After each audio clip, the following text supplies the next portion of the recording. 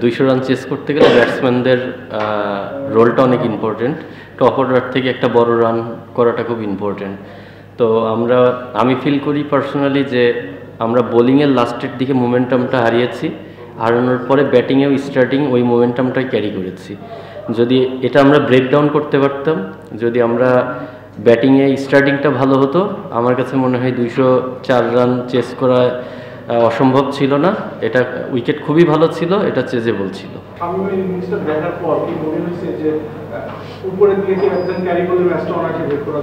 হ্যাঁ, ডেফিনেটলি ওইটাই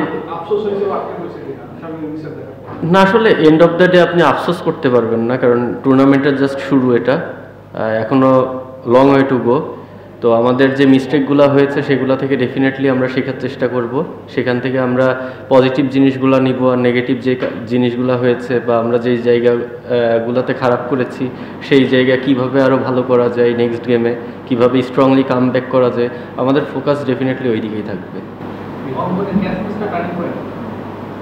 আসলে ম্যাচের মধ্যে আপনি বলতে পারবেন না, এরকম কাউকে পার্সোনালি ব্লেম করাটা ঠিক না, কারণ সবাই সবার 100%টা দেওয়ার জন্যেই মাঠে নামে।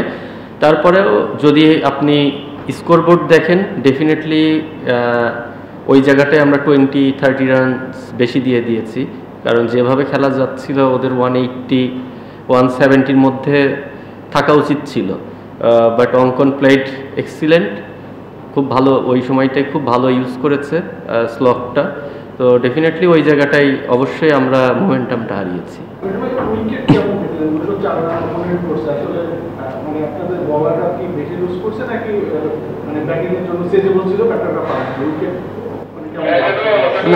আসলে ইন্ডিভিজুয়াল কাউকে ব্লেম করা যাবে না এখানে। আমি যেটা বললাম যে আমাদের বোলিংয়ে একটু লাস্টের দিকে কস্টলি হয়ে গেছে, যেরকম হওয়া উচিত ছিল সেরকমটা হয় নাই, আমরা কিছু রান বেশি দিয়েছি। অ্যাট দ্য সেম টাইম ব্যাটসম্যানরা যদি আমরা স্টার্টিং ভালো করতাম তাহলে কিন্তু ওই ল্যাকিংসটা পূরণ হয়ে যেত। তখন কিন্তু ওই 204 রান চেস করে ফেললে কিন্তু টিমের এনভায়রনমেন্ট বা টিমের চেহারা অন্যরকম থাকতো, বা সবার মধ্যে সেই কনফিডেন্সটা থাকতো অন্যরকম।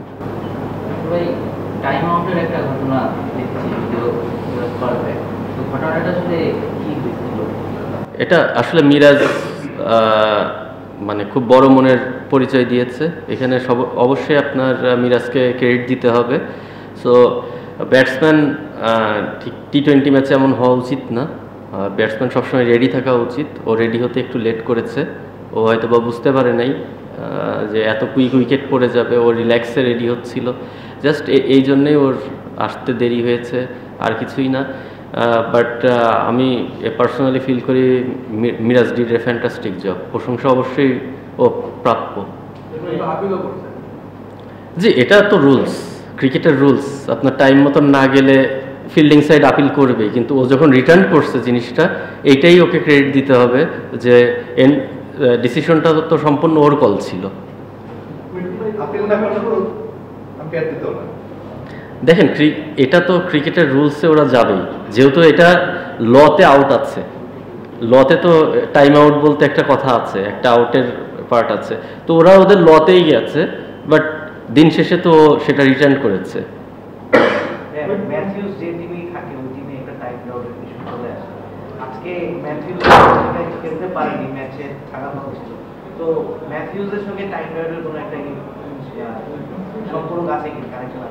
আমি আসলে এটা জানি না ভাইয়া, ম্যাথিউস যদিও আমাদের ড্রেসিং রুমে নাই, সো হয়তো বা ওর আসার কথা ছিল, বাট ও তো এখন নাই, তো ম্যাথিউসের প্রসঙ্গটা এখানে অপ্রাসঙ্গিক।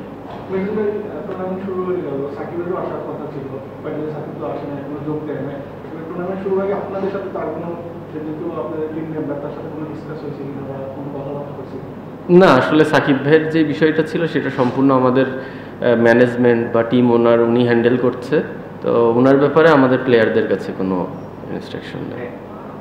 গতকাল দেখছিলাম যে আপনারা টেলিভিশনে খেলা দেখছেন আফ্রিদির সঙ্গে, আজকে শামীম একটা খুব ভালো ইনিংস খেলেছে, তো ওই আড্ডায় আফ্রিদির কতখানি ইনপুট ছিল, এবং শামীমি ইনিংসে শামীমের সঙ্গে আফ্রিদির কোনো আলাদা কোনো কথা হয়েছে কিনা, যেহেতু আফ্রিদি খুব ইম্প্যাক্টফুল টি20 প্লেয়ার ছিল, মানে আফ্রিদির ইম্প্যাক্ট কতখানি ছিল?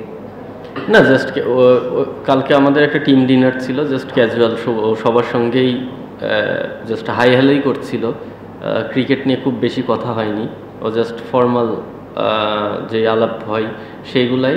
তো আমি মনে করি না যে শামীমের এই ইম্প্যাক্টফুল ইনিংসের কোনো ক্রেডিট তার যাওয়া উচিত, কারণ ও আমাদের টিম সম্পর্কে খুব একটা বেশি এখনও জানেও না।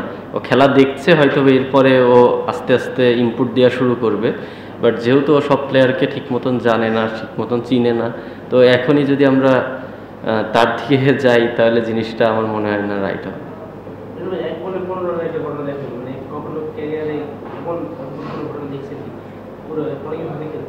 আসলে মানে আমরা অবশ্যই এই অ্যাডভান্টেজটা নেওয়া উচিত ছিল, যে 200 রান চেস করতে যে 1 বলে 15 রান হয়ে গেছে, এটা আমাদের জন্য তো অবশ্যই একটা প্লাস পয়েন্ট ছিল।